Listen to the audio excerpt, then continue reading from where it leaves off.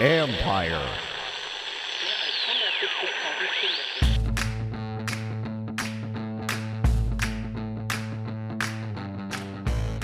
Hello and welcome to my podcast. Do me a favor, subscribe to the John Conn Report wherever you get your podcast. If you're watching on YouTube, hit that like button, hit that subscribe button. You can find us there as part of Empire Media, A-M-P-I-R-E. Always much appreciated when you tune in. And don't forget, you can always read my work on ESPN.com. In a minute, I'll be joined by the voice of the Commanders, Bram Weinstein, as we go over the offseason to date for Washington. And of course, then look ahead to the draft, because the next month is going to be dominated by draft discussion. So buckle up for that. And also one little programming note on next week, I'll be joined by ESPN NFL draft and an analyst, Matt Miller, who can also go over a lot of the free agency signings that Washington had. He has really good insight on ESPN Plus. So I want to have him on. So I'll be talking to him next week and play that next week. So before I get to my conversation with Bram, one little quick nugget, because they did sign a guy on Thursday, receiver, and I want to make sure I get this right, Olamide Zaccheaus, who played, obviously, he played in Philadelphia last year, but had a couple decent years with Atlanta a couple years ago, caught 40 passes. So he's a guy that can help in the slot and provide some depth for them. Still need a big receiver. So I would think, I can't say I would expect, I would think they would do something in the draft at that position as well, because I think they still need a solid third guy. Could De'Ami Brown be that guy? Maybe, but we've been waiting to see that for a couple years. So if I were them, I'd go out and get another guy. Anyway, that's it. Here's my conversation with the voice of the Commanders, Bram Weinstein. Bram, I don't think you've been on since they started free agency. And now we're obviously less than a month before the draft. But I do want to get your thoughts on free agency first. What you thought, what guys jumped out to you? Who are you most excited to see? I think overall, I would describe it as aggressive but disciplined. They did not do a single deal that really affects their cap beyond the next couple of seasons. Most of them are one-year deals. Most of them are cap friendly. They still have a lot of room to work with. And they certainly reset the baseline of the roster. Now, like a lot of these deals, Bobby Wagner, Jeremy Chin, a number of the others, they are one-year deals. So, these are not long-term fixes for them, but they are certainly upgrades from where they were at specific positions. And I'm still waiting to see, because I think we all know they need a tackle and they need a cornerback. Will that be addressed in free agency or the draft or both? So I think, and maybe another wide receiver too. So I think there are still like boxes to check. And I'm still waiting to see if free agency is part of that. The draft clearly is going to address the most important void that they have. And then of the players that they selected or that they signed that I'm really excited about, Frankie Louvu probably stands out most to me. Bobby Wagner stands out, even if it is only going to be for about a year. It's a Hall of Fame player they brought in here. This is not like when Rivera brought Thomas Davis a few years ago, for his first year to kind of set tone in the locker room, player he knew. Davis was really at the end of his career. And I think Wagner's at the tail end of his career, but can still play. He proved that last year. So, I think he's going to have an impact on the field, unlike Davis, who wasn't, but I think could play the same role in the locker room. So those two really, really, really stand out to me as ones that I'm interested about. Jeremy Chin, too. I want to see how they use him. I think that'll be an interesting one. You look at this roster. This is kind of a two-part thing, because it's just looking apples to apples here. Is the roster, how much better is the roster, do you think, from the end of the season? Significantly. I think they have a lot more depth at certain positions. They have acquired, hopefully, starters. The offensive line should be better with Tyler Biadasz. Hopefully, Nick Allegretti is what they think he is. But again, they didn't spend a lot of money. So if he does not turn into a premier starter for them, it's not like they've made a bad choice and it's hamstrung their cap or anything like that. But that's hopefully, that works out. I still think there are, clearly voids there. The defensive line, is it better than a year ago? Well, if you count Montez Sweat and Chase Young not being here anymore and replacing them with the players they replaced them with, yes, it is better. But is the defensive line potentially as effective as it was when we were going into the season last year? I think it's very hard to say. So they have depth, and there are still holes on the team. The linebacking core is eons better than what it was, from a year ago. But again, there are still holes. And then, safety's interesting. The Chin signing is really, I think is probably more of a sign of the style of play they're going to play, that they're going to be a more aggressive blitzing group, because that's where that is at his strength. So I'm not even trying to call him a safety. So what does that group look like? It's kind of hard to tell. Do you like, because that's one of the things Dan Quinn was talking about during the owners meetings breakfast that we had, coaches breakfast we had there in Orlando, was exactly that. Do you like what you heard in that regard? In what we're gonna The aggressive blitzing, more man. I mean, honestly, like, yeah, It's hard yeah. not to. I mean, it's hard. Well, and also look at their track record. I mean, they have been a turnover machine wherever they've been, whether it's Atlanta, Dallas, Seattle. Seattle, I think they had really high level talent when he was there, Legion of Boom type of stuff. Atlanta turned into a turnover machine. Dallas, I also believe, has some really high level tilt like players on their side. So I think that helped them build what they got, but still the scheme had a lot to do with it. And listen, Deron Bland broke the record for pick sixes last year because teams are forced to make quick decisions. He's jumping routes. Trayvon Diggs the year before, and I think he's a really good corner, but like the year before broke a Dallas record for single season interceptions. Like this isn't a coincidence that they do this. So yeah, I love that this is coming here. That also leads me back to that there are holes that need to be filled, including corner. I don't believe they have a number one corner on this team right now. So I think that that's something that's going to have to be addressed, whether it's free agency or the draft, or in my opinion, more likely free agency, because I think we know what they're doing with their high picks. Right. And so we can stick, like, I'm going to stick with one more thing on the roster too. And this is something I always bring up when I talk about because I've asked a couple of the people, do you think the roster is better? And what I come back to is how much better. Sometimes I'm not sure. I think there's some areas where it's certainly much better. Linebacker is much better. And even if they hadn't added Bobby Wagner, I'd say it's much better because I am that high on Frankie Louvu. But I also think that Wagner has a lot left. They think he has something left, and they know a little bit more than I do. But I think his value will be pretty high. But I also will say I think the way they're going to use him is significant. Use this defense. The coaching will be significantly better than what this group was. So even if the talent is not a huge amount better, I think the way they're going to use them is, and I think the scheme will be that. And it's it's funny because Bram, it's not like there's only so many schemes you can run defensively, but I think it's the aggressiveness, what you call it, the desire to create some chaos with your looks and the disguises and all that, and not making it a complex defense that doesn't have to be complicated, if that makes sense. So that's some of the things that I'm looking forward to seeing and what the result from that is. Yeah, I think, and this is why they still have a lot of cap room, but have signed 14 players or, whatever the number is by now, is that I think we can all agree on this. They signed a lot of good players. Some of them are clearly starters and are clearly upgrades from where they were Louvu and Wagner and potentially Chin, if he can stay healthy, really symbolize that. Allegretti, if he, ascends to being a starter, can obviously be that and give help on the offensive line, which needed a lot of work. But I think like the way I look at it is this: who are the difference-making players that they signed? Like, I didn't really see that. But I think their team is better, but it's also priced accordingly. Like, I'll go back to the beginning of this. Like, they didn't overpay for Dorrance Armstrong.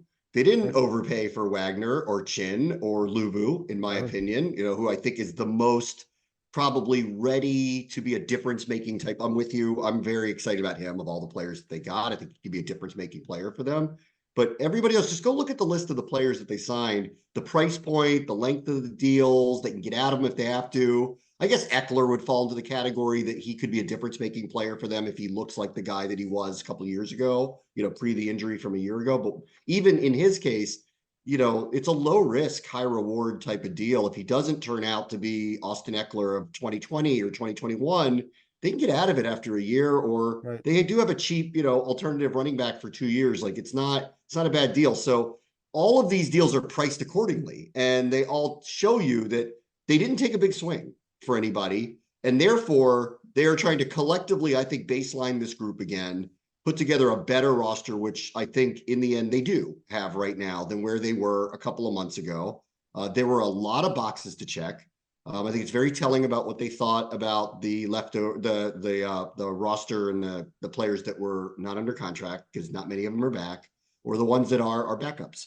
So they had a lot of work to do. I think they've accomplished a lot of it. They still have flexibility, and they still have the possibility of making the big swing here. And I've talked about this on my show. I haven't talked to you about it here, but like I've talked about it on my show. Because they still have all this cap room, doesn't mean they're going to spend it all, but like because they still have it, there is a move that could be made. So I still think there is a distinct void at corner and a distinct void at tackle. They couldn't get everything done in free agency, and there may not have been the players they wanted, to actually spend the money on in free agency for those particular positions. And I really believe that about tackle. I still think a trade is possible here. They have so much draft capital that it's possible that they could try to lure a top tier corner, unlikely a left tackle. People don't trade those, but like a corner for a high draft pick and pay them. And that's where I think the swing could possibly come, but that's just my guess. And yeah, and that's just a guess, because there hasn't been any, I haven't heard any sort of buzz in that regard, but yeah. I think as long as you have cap space, this is what I always say with that. And it's funny, knowing this regime, knowing Josh Harris, they explore every option. So if Josh Harris is around, it's like, hey, we need a corner. And it's like, well, what are you looking to do? Well, just to draft one. Well, what about this scenario? What about that scenario? You've got to come up with answers for him. So if they wanted to go out and trade for a corner, then it's going to be, what's the cost? What's the contract like? How many picks you're going to give up? I also know like Adam Peters really, really wants those draft picks. And so yeah. The one thing I wonder is what they think of some corners they could get in the second round, because listen, I think we talked yesterday, we both can see a scenario where they trade back into the first round to get a tackle. Correct. Then, so you're obviously using some of your draft capital to move up to do that. Can you then get the corner you might want to play the style you want and go from there? That's going to be the question. And if you're not sure about the depth at that, there's good depth there, but if you're not sure you're going to get the guy you want, here's the funny thing, Bram. So last year, like Joey Porter was not a guy that was on that. I mean, these guys certainly scouted him. I think there were definitely things they liked. They just didn't feel that he would fit their defense. He's kind of a guy that would fit this defense. So, oops. But again, like that's a different regime, so you can't do anything about it. But, that's a guy that went a little bit later. And so maybe you get a guy that can play that style that you want without having to give up capital. And then you're not having to pay the guy right now. But there aren't a lot of guys that you're going to have to pay anytime soon. And so that's what they have to hope is you hit on this class, and those impact players you're talking about, they have to kind of start to develop from this class. Yeah. They have 2 high second round picks and a few third round picks. So I went into free agency going like, obviously they need to get a tackle. But there weren't ones in free agency that you're going to spend a ton of money on. So, and that's not unusual. Most people don't let tackles get to this point. So it's going to be hard. Most do not. Did they love, one of the guys that was available enough to quote unquote overspend? Well, I think they showed their discipline with that. They were not interested in overspending on anybody, really. And they decided that this wasn't the right person on the open market to go after.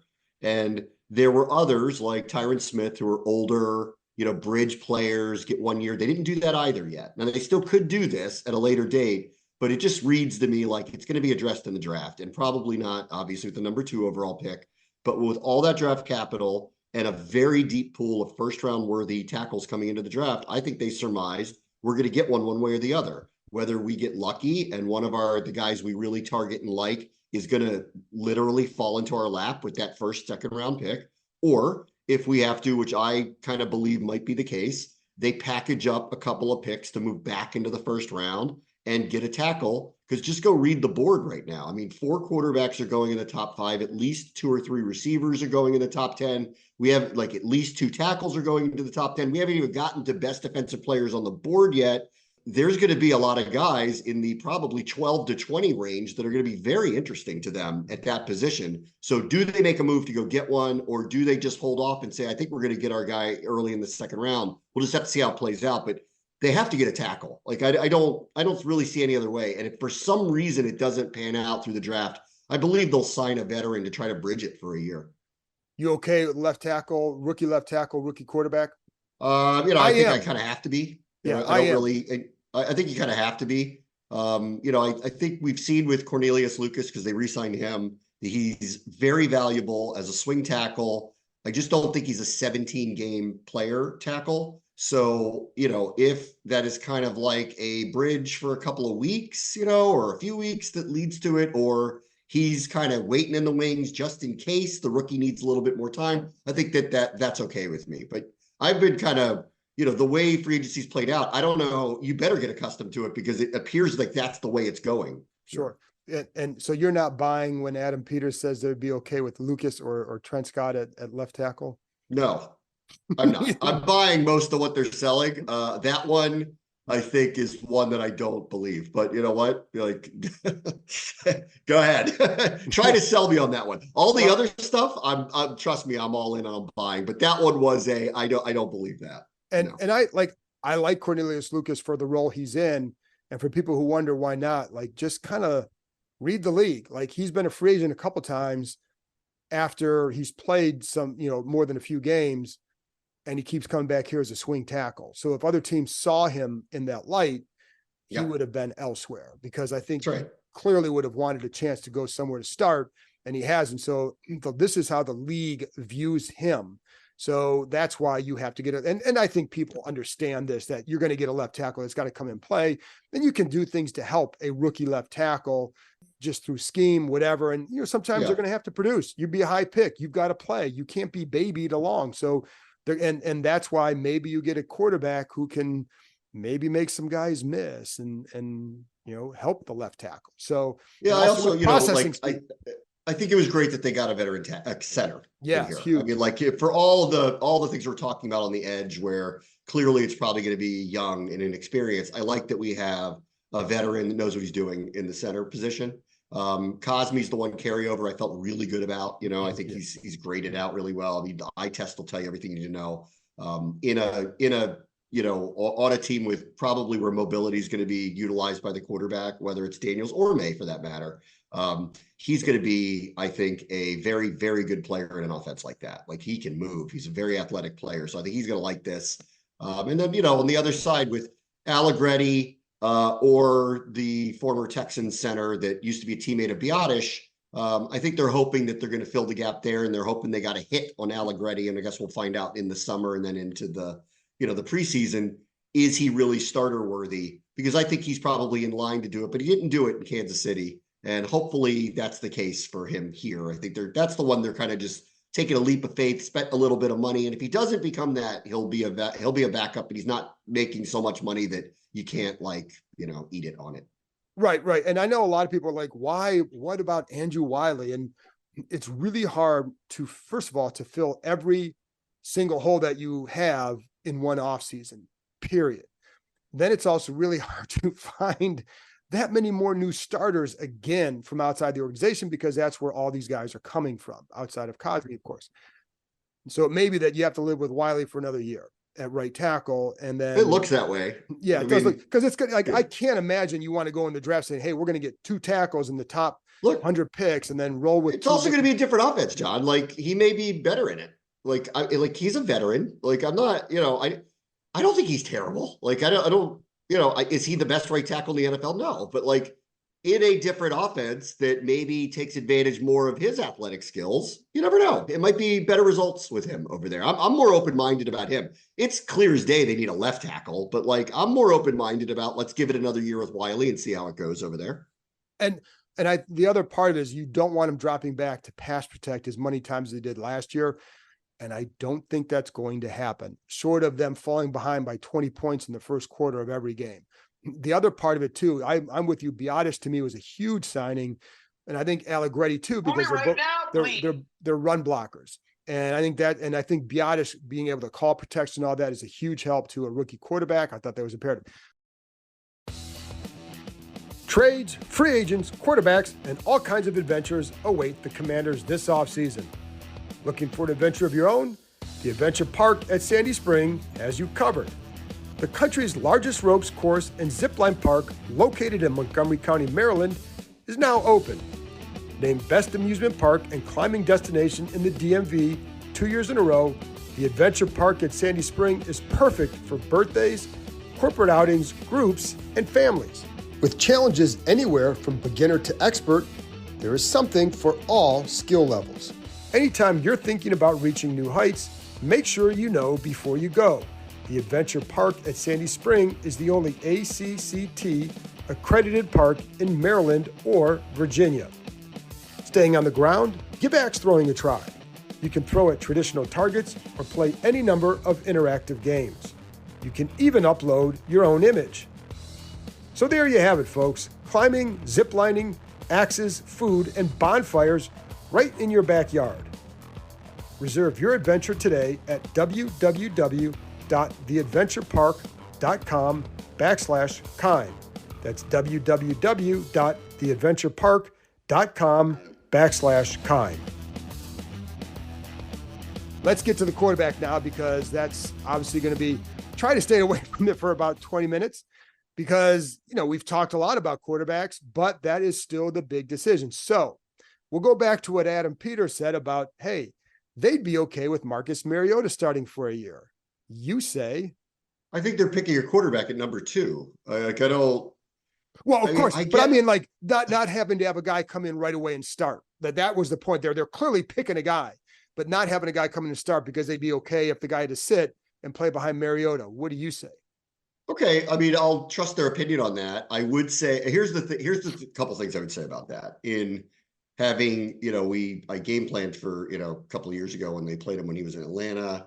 I think the signing of Mariota makes a lot of sense for a lot of reasons. Like the veteran, having won a Heisman Trophy, having been a really high pick, having had ups and downs in a career, understanding what his role is now, which is going to be either potentially a bridge starter here, but more likely a backup, and going to groom, the next, franchise quarterback of this team.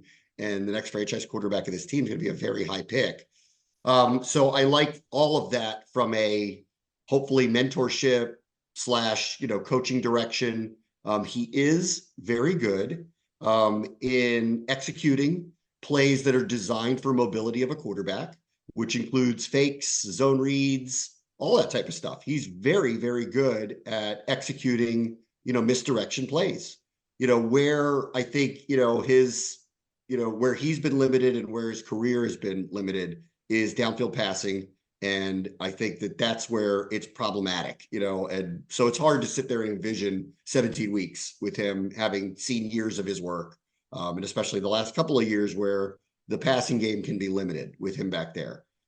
That said, like when they said that, like it screamed Drake May, because everyone seems to think Drake May showing up and maybe watching for a little bit might be the prudent way to go. But there is one other thing I'll say about it, because I think they're picking Jaden Daniels. So I want to say that because I know I'm hinting that I think they're going to pick Drake May. Part of it too with Mariota, one thing I like about him is he has been through a lot. And so you are matching a quarterback coming in at 2, possibly a Heisman Trophy winner, regardless, somebody coming with pressure and maybe feeling like they have to be a savior. He can help with that. For people reading the tea leaves, they also looked at Sam Darnold. So, and I think that would have been a strong option for them as well. So it's not like they said, oh, we're going to take Jaden Daniels, so let's get a guy who can do something similar, because what Jaden Daniels can do, Mariota doesn't do. Mariota doesn't have the same passing ability. And I don't know how much they're going to want to run this quarterback. I think the legs are an absolute bonus to this, but I don't know that they're going to sit there and call a lot of design runs, especially if you have Daniels, only because you want to make sure you protect the guy. So I'll be curious to see with that. But I do think the things that I have liked about the way they approach his free agency, Bram, is that these coaches knew these players. So Brian Johnson worked with Mariota for a year in Philadelphia. So I think he knows a little bit about him and what he can add to that room. And I think coming here in a clear situation where it's like you are drafting the quarterback of the future. You're not coming here to really compete to start. You're coming here to basically be a backup and help this young quarterback. Here's what I've thought about recently with all of this. I do think it's important to get off to a good start in terms of on the field. And this is, no shot to be taken here at Marcus Mariota, but he's in the position he's in for a reason. And he might be the opening day starter because they feel like they need to give whoever their quarterback is some time. He may end up starting more games than I would anticipate, but I'll let the coaches, determine whether Jaden Daniels, Drake May, whoever is ready, to go in and do that. But I do think like the momentum of all this change is very real and it needs to carry over into the season. And I'm not suggesting they have to be Houston and it has to be this quick turnaround with whoever the quarterback is. But I do believe that it is important to get off to a good start and to be exciting. And the easiest way to do that is to have a young, fresh, brand new quarterback who can do all these amazing things out there on the field. So I think they need to be cognizant of that there is patience and there is runway and everybody's very trusting in, Adam Peters and Dan Quinn, and what they've done so far has been very impressive. And let's see what they do at the draft, because they have the opportunity to hit a home run here with all this draft capital as well, at least to carry into the spring and into the summer. But then you got to play, and they can't go 4-13. All that momentum just like goes out the window. And I'm not suggesting that would happen if Mariota starts, but I do believe that getting off to a good start on the field, whether it means playoffs or not, but kind of being there again with the roster that they have, I think is going to go a long way towards kind of really turbocharging this entire operation, honestly. So I think they need a good start, personally. So when you say getting a young guy out there can do exciting things, who are you suggesting? I believe in the end they're going to take Jaden Daniels. And why is that? I'm no scout. And right. And here's they the one haven't thing told me this. And and they haven't told anybody anything. This has been an extremely tight-lipped group, and I think you're seeing a lot of, here we are within a month, and go watch NFL Network, and they're confused at what they're going to do. They're not telling anybody anything. So they're playing their cards right here for sure. And I also do believe, like, I saw a couple of interviews with Adam Peters and Dan Quinn, and they basically said the other day, we haven't finished meeting with everybody. We haven't done all of our work. We haven't come to a decision. I believe them, because I do think there are more than one viable option here. Like, I'm not dismissive of Drake May being the next quarterback of the team. And if that's the direction that they go, I'll hear them out on why they decided to go with him. These are two very different quarterbacks, so it's very different skill sets. So what they value in the offense that they're building will matter in making that decision. But in the end, for me, when I watch LSU games from last year and Arizona State games from a couple of years ago and North Carolina games from last year, to me, I want Jaden Daniels, but that's just where I am. What is the separator for you? Well, the athleticism is just outrageous. Like he's going to be able to do things that, we're talking about a handful of quarterbacks can do in the NFL right now. Lamar Jackson, Kyler Murray when healthy, Justin Fields, like when they get out on the edge. There's not many. Josh Allen can run like this, but probably not at the top speed that Daniels can get to. So that element is enticing for sure.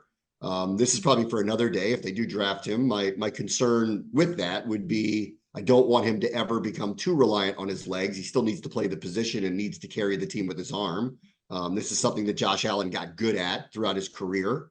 This has been a criticism of Lamar for most of his careers, that he kind of relied too much on his legs. Maybe the offense dictated him to do that, vacates the pocket maybe a little too soon because he's super athletic, but the passing game needs to lead you in the end. So that would be something that's like at a later date I'd be concerned about. With May, I know everyone keeps like comparing him to Herbert. I don't actually see that. Like, I think he's more athletic than him. So that's why I think that there is a viable option here. He doesn't have to be a traditional, 3-step, 5-step pocket quarterback. I think he's got the traits to be that, and he's got the size and the arm and all of that stuff to do it, but you can move, which is why when they said stuff about Mariota, like a few days ago, about like, he's integral to like what we're installing here. I don't think that was, I think people heard mobile and thought, well, there it is. It's Daniels. And I would not describe Drake May as immobile, but he's not Daniels in terms of the top end speed and the breakaway speed and the elusiveness and the possibility of breaking a defense down with his legs. So it's hard to turn that down. And then lastly on Daniels, I think what really I'm excited about if they do draft him, he's gotten better, right, throughout his career. Go watch him in Arizona State, then watch him at LSU. He's gotten clearly better and better and better. And what I love about even telling that story is he went from Arizona State to LSU, not LSU to Arizona State. He didn't get better by playing lesser competition. He got better against better competition in a better league. So I'm high on both of them, but I'm really high on him. Yeah, no, I think that's a good point too. And that going through the transfer portal, you also have to go somewhere else, learn new players, learn new offense, learn everything new, and then succeed. And that's not always an easy thing to do. With May, the one thing that you wonder about, and you do hear from people talking about how they think he may have to sit a year or so. And, so are you willing to do that? Now that's where the Mariota talk came up about, do you feel like the guy needs to play right away? It's like, no, we feel Mariota could go and do it, blah, blah, blah. Well, clearly you want to get that guy on the field soon, right? Yes. And so, but the one thing with May that I do worry about is there's a lot of missed layups. And so listen, the concern with Daniels is frame. How durable is he going to be? I like him as a passer. I don't think he relies just on his legs. I think his legs are a weapon out of like, okay, I looked here. Wow, there's all this open field. I'm going to go. Nobody's open. I've got this. And there's sometimes you might miss a throw because of that, but I think there are other quarterbacks who have relied more on their legs. Heath Schuler was a one read and go guy way back in the 90s for those who remember him. And it's why he struggled as an NFL passer. I do not view Jaden Daniels the same way. And I'm with you. Like May, to me, he's a good athlete. He's not a great athlete comparatively in the NFL, but it's the missed layups. How do you do there? And I think when you ask people about what goes with you from college to the NFL, typically it's inaccuracy. So if that's an issue for you, then that's going to be one that you're going to be concerned about. So, but then you hear the upside, but he doesn't have the same floor as some of these other guys either, according to people that I've talked to. So it is an interesting choice though. And here's the other thing too. I always ask people, just like with the coach search, do you trust this group? Do you trust Josh Harris and Adam Peters to make the right choice on a coach? Now, do you trust all three of them to make the right choice on a quarterback? So that's where, there's going to be things that they know that we just don't. Yeah, it's a tough decision. It really is. I thought, I saw an Adam Peters clip from the owners meeting the other day, and he just outwardly said it. He goes, it's a big decision. And it's not an easy one. If they had the number one pick, whether they thought Caleb Williams was the right choice or not, at least perceptually it is. I think the Bears don't have a hard choice here. Because if Caleb Williams doesn't turn out to be what everyone thinks he may be, and he just turns out to be average or whatever, which I'd be surprised by, but if that were to happen, they can always lean back on, there's not a person on earth that thought we should have taken somebody else. In this case, if one of the others becomes way better, like what happened in Carolina last year, that they took Bryce Young and CJ Stroud was to the moon immediately. And it looks like, and I think their careers have just started. So, don't kill Bryce Young yet. Let's wait and see what happens. But the early returns are not good for the choice that was made. Washington's in this position where they have a very difficult choice to make. And the likelihood of both of them being great is slim. So this is a very, very, very difficult decision to make. And on Daniels too, the one thing that does, I'm with you on this frame. That's a little, he's tall enough, obviously, but his frame is light, but I always feel like he could put some weight on probably over a couple of years, hopefully, to kind of help himself. The hits he took in college we talked about this a lot, last time we spoke. He won't make it through games with some of these almost cartoonish like hits that he took in college. And so that worries me too. He's going to have to learn to protect himself, and he's going to have to learn that he can't outrun everybody. RG3 learned this one the hard way. Others have too. Sam Howell took way too many hits last year. This is a game of attrition. By the end of the year, Howell was beat up, really beat up. I don't want to see that with another quarterback, obviously. Rookies learn on the job. They're going to take hits. Some of the ones he took in college were of his own making, and in the NFL, they're going to hurt more. So hopefully he'll learn that lesson if he is the quarterback. Yeah, and I think the one difference to be honest, for me, between Daniels and Howell, because they both run, Daniels, I think, is a quicker processor too. So I think that proved out in college, and he was throwing more NFL concepts defensively against him. We had to read after the snap, and you see that. And I think that's one thing that would excite a lot of coaches. So, I think that's one thing in his favor. But to me, even more so than the weight that he might gain, because if he's at 205, 210 versus 220, is that going to make a big difference if you're running a lot? I would like to see him develop as hey, here, just throw the ball away. Here, get down, run out of bounds. You get 5 yards less, but you're saving yourself. So it's the mentality, I think he can improve in that area. And so if he does, like that to me would be bigger than the weight and absorbing more hits. Find a way to take fewer hits, because that's what's going to help him stick around. And if he does that, then, then I think he's a guy that can play a long time in this league. Yeah. The other thing too is like, and there was a major rule change I with the hip drop tackle thing. Yeah. I don't know how this is going to affect the running quarterbacks. They're already protected, but the ones like him that are more willing to not slide potentially, I still think you should protect yourself, but to not slide, like Lamar or Josh Allen or a couple of the others, this may affect how defenders try to get to them. I think this is going to be more important for trying to bring down running backs and receivers, but it is a quirk to all of this. If you're going to bring in an athlete like this, where once again, defenders are limited in their options of how to bring somebody down. And I think it's going to play a role specifically against teams with very mobile, dangerous running quarterbacks. What else do you like what they've done around him meaning rookie quarterback? Do you like what they've done around a possible rookie quarterback as far as building the roster and maybe the mentality they may play with? Is it the right one from what you've heard? And yeah, I think so. I mean, I love the Eckler signing from that perspective. The guy's a gamer. Like, does he still have what's left in the tank to be really effective? We'll find out.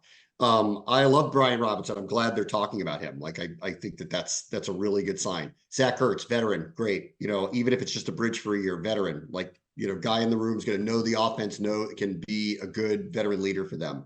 The offensive line is still a work in progress. It's not complete. They need a tackle. So from that perspective, that job's not done.